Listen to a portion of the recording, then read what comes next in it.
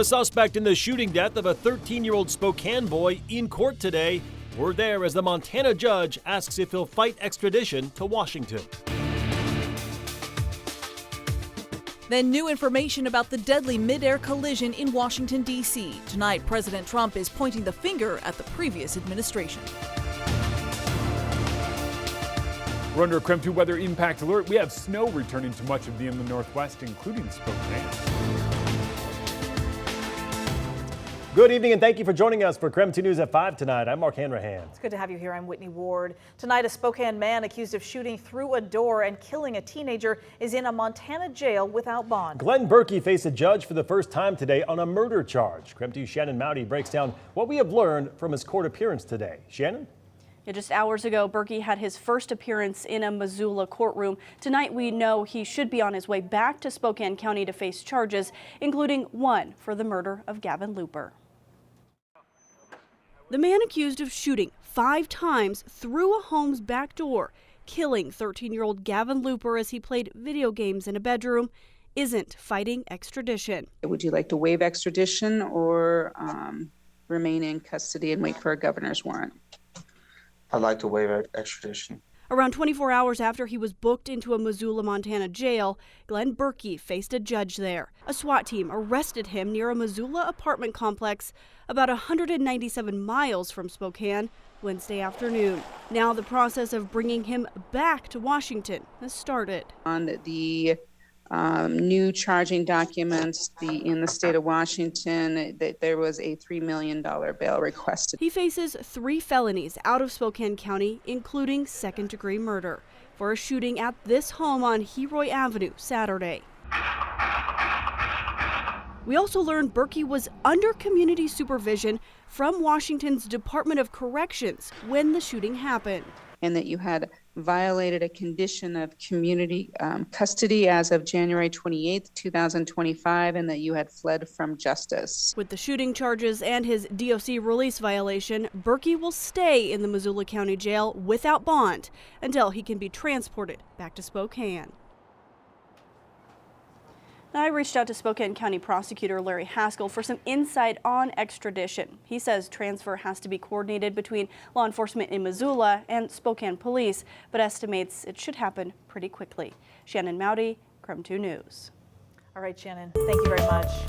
Well, it appears there are no survivors after an American Airlines passenger jet and a military helicopter collided midair near Washington, D.C. First responders have pulled more than 24 victims from the waters of the Potomac River. 67 are believed dead. President Donald Trump called for a moment of silence this morning for the victims, and just a few hours ago, the NTSB briefed the nation on the investigation. Erica Brown has the very latest from Reagan National Airport tonight. Recovery efforts on the Potomac River continued Thursday afternoon in one of the deadliest U.S. aviation accidents in recent history. CCTV captured the moment when an Army Black Hawk helicopter collided with an American Airlines regional jet as it prepared to land at Reagan National Airport last night.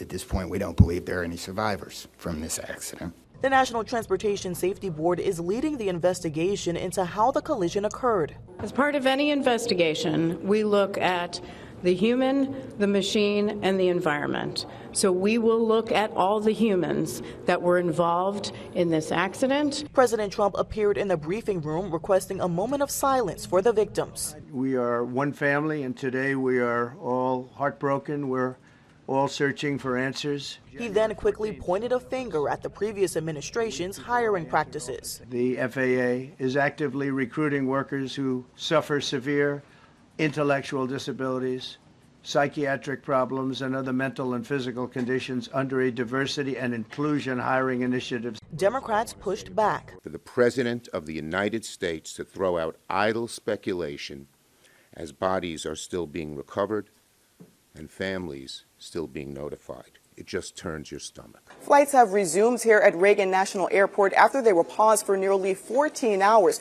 though several hundred were canceled and others delayed. American Eagle Flight 5342 originated in Wichita, Kansas, where a prayer service was held Thursday. But the only way that we will get through this is together. Officials say flight conditions were clear Wednesday night. Erica Brown, CBS News, Arlington, Virginia. We also reached out to both the Spokane Airport and Fairchild Air Force Base for any reaction, since they also share airspace. We have not yet heard back from either tonight. The mid-air crash is hitting the ice skating community especially hard tonight. The Skating Club of Boston is grieving the loss of 6 of its members who were returning from U.S. Figure Skating Championships and Development Camp in Kansas. 14 members of the skating community were killed, including 2 teenage figure skaters, their mothers, and 2 former world champions who were coaching at the Boston Club. And there are still a lot of questions to be answered about the crash and a lot more to learn about exactly what happened. You can get the very latest news on KREM 2 Plus on your time. KREM 2 Plus is free to download on Roku, Apple TV, and Fire TV. Now to our big local headline tonight. It is a weather impact alert day. You should know changes finally coming to the region tomorrow. Yep, we are expecting snow. Chief Meteorologist Jeremy Legoo is here now with the first look at the weather. Well, when it comes to our weather pattern, expect the sunshine to be gone for quite some time. We have a snowy Friday morning commute, but by the afternoon, expect it to change over to rain here in town. Temperatures still sitting above freezing, but dropping quickly. We were more than 10 degrees warmer than this at times, and now those temps are dropping. That sets the stage. Remember when I said this all comes down to temps? When we were in the mid-40s today, I was going, there is no way we're getting snow. And then all of a sudden these temperatures start dropping and you go, okay, here it comes. Winter weather advisories in effect for much of central Washington, including Spokane, the Palouse, and then all the way down to south central Washington. It looks like we are going to see a little bit of snow, a ton of snow up in the mountains. It starts tonight. Think closer to 4 a.m. for us here in Spokane, and it likely comes down to snow. If you're along Interstate 90, I think you still wind up seeing rain or a wintry mix out of this. Maybe a light little slushy bit to start the day. South Hill, I think you get a bit more. I think our snow line's around 2,000 feet with this one, but by the afternoon, it is rain for everyone. That rain takes us into Saturday morning, and then the cold moves in. Saturday winds up starting out warmer than it is in the afternoon. Tomorrow's that weather impact alert day with a high near 40 degrees, and then those temperatures take a dive next week. All right, Jeremy, thank you. Spokane County's point-in-time survey wrapped up last night. Still ahead at 5, we're taking a look at the annual count that helps determine the homeless population and whether it's increased or not. That story is just 3 minutes away.